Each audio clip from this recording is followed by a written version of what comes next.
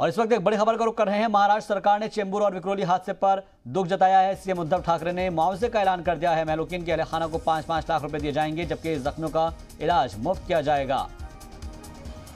तो जख्मों पर मरहम लगाने की कोशिश ये की गई है महाराष्ट्र सरकार की जानिब से, जहां पर चेंबूर और विक्रोली हादसे पर दुख जताया है सीएम उद्धव ठाकरे ने और मुआवजे का भी ऐलान किया है।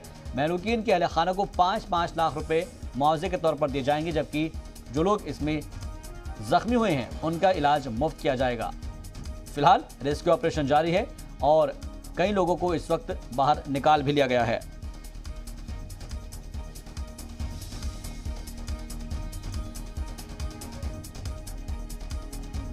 तो महाराष्ट्र सरकार ने चेंबूर विक्रोली हादसे पर दुख जाहिर किया है और जाहिर तौर पर ऐसे मौक़ों पर जब ऐसे वाक़यात पेश आते हैं तो उसके ऊपर दुख का इजहार करना भी होता है और फिर राज्य सरकार की जो जिम्मेदारी है उसको निभाना होता है। लिहाजा रियासती हुकूमत की जानिब से 5-5 लाख रुपए महलूकीन के अहलखाना को दिए जाने का ऐलान किया गया है।